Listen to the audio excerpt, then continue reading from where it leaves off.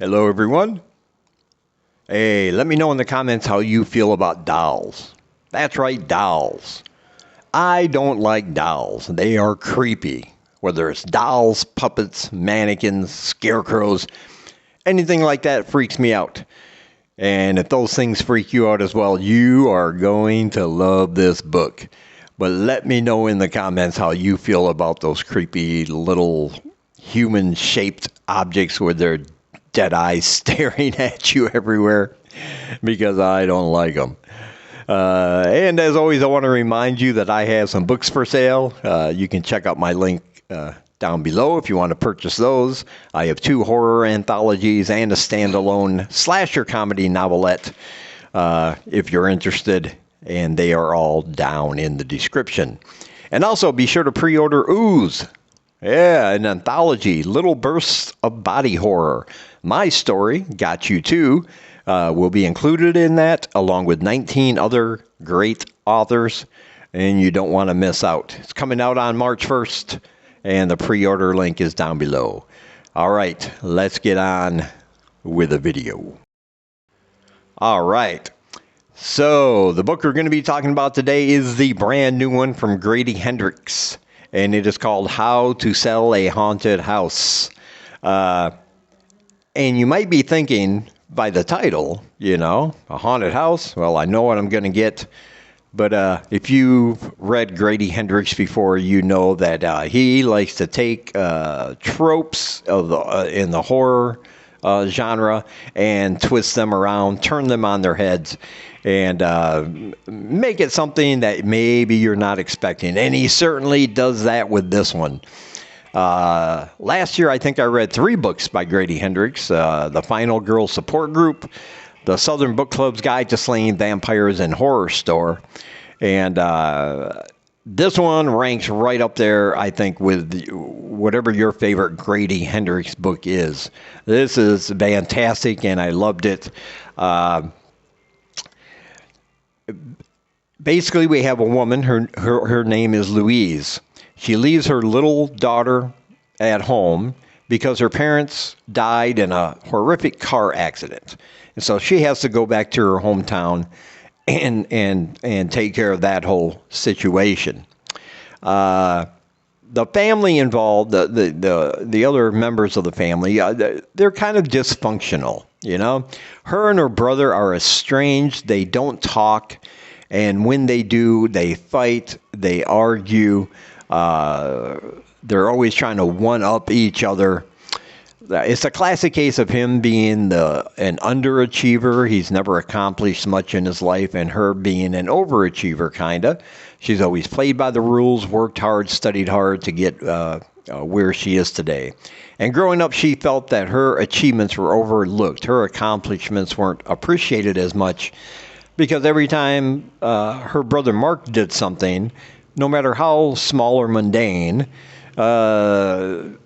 she thinks her parents gave him all the praise and all the credit and everything like that. Of course, he feels the opposite. He feels that she was bossy growing up, that she was just somebody who just liked to be in charge, and she couldn't wait to leave, and she kind of left him there, and now he was forced to kind of look after everything, all his parents, and all that. So there's a lot of animosity between these two.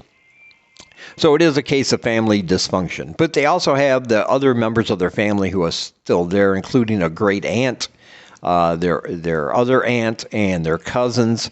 And all of these characters make for a very well-rounded character study, because they're dysfunctional and they're kind of weird in that southern kind of way. They're very repressed. They don't like to talk about their issues. They like to keep them bottled up inside, avoiding conflict, at any cost, that kind of thing. And that's one thing I really liked about this book, because Grady Hendrix, even characters in this book, the minor characters, the ones that don't have a lot of page time, they are still very memorable. There are several characters in here that will only show up in a few places, but they stand out to me because they're so well written and very much gives the story the extra oomph. It gives it that extra kind of panache that I really liked reading about. But they all will play a role in what's to come, because their mother, Louise and Mark's mother, was really into dolls. I mean, the house that they are in dispute over who is going to, take possession of the house, how the money's going to be split if they sell the house and that kind of thing. Their mother has hundreds and hundreds of dolls in her house. Their mother was also involved in a puppet ministry for local churches and religious organizations for kids, and she made her own puppets. And again, hundreds of puppets in one room, hundreds of dolls all throughout the house, some of which really freak out Louise and Mark. They always found some of these especially creepy when they were growing up, and you'll read about all that when you start this book. But there's one in particular, a puppet their mother has had since before they were born, and his name is Pumpkin. And this is where the main horror thrust of this novel comes into play, because Pumpkin is a malevolent little demon puppet, I guess you can say. Is it possessed? Maybe. Is it cursed? Maybe. Or is it haunted? Maybe. You'll get more answers as the book goes along. But whatever the case, this thing is truly evil. And their mother had a relationship with this puppet. When she first made it, she treated it like a third child. She actually made it a bed, and she tried to give it food, and they both remember her what they found a weird attraction their mother had to this puppet that both of them really couldn't stand. It just freaks them out. And this puppet, once it's on somebody's hand, once somebody puts his hand inside this puppet, it has the power to manipulate them, to kind of possess them, to do its bidding. And when this puppet, Pumpkin, who says he likes to play and play and play, he doesn't mean innocently. His playtime is more malicious and brutal and violent and bloody. And we're going to see these things escalating through this puppet as the story progresses. And they have to find a way to get rid of this thing, find out what this curse is, why it's possessed, what's haunting this puppet. Otherwise, and the rest of their family, including their extended family, could be in very serious danger. Pumpkin is he's a sentient puppet, actually. And we're this book will explain why this happened and how this all came around. And it has to do with family secrets and things that happened in the past and how it's now affecting them right here in the present. But before they can sell the house, before they can figure out if they can stop fighting with each other, once they can figure out what they want to do with this house, how they're going to split the profits and all that, they have to figure out how to deal with this pumpkin situation, because none of them are safe. And even though they try to get rid of it in many ways throughout the book, and they try burning it, they try putting it down a garbage disposal, they try throwing it out. At one point, the puppet gets shot, and there's just stuffing flying everywhere.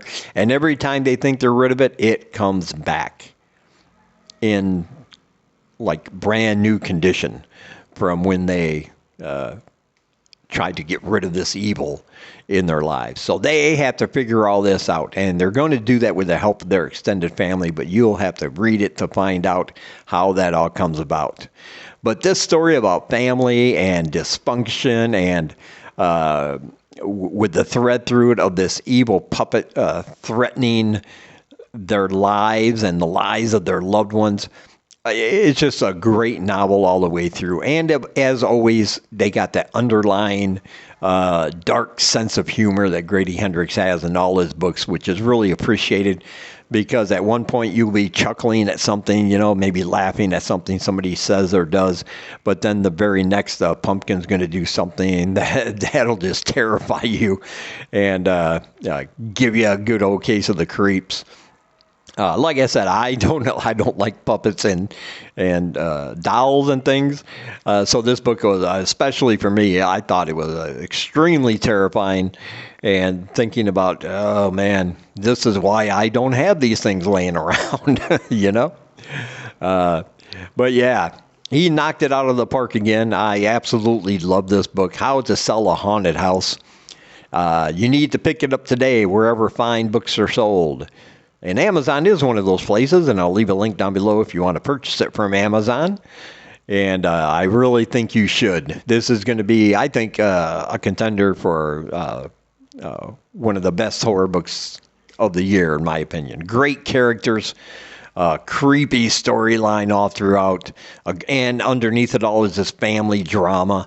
And yeah, I think you're going to love it. I know I certainly did.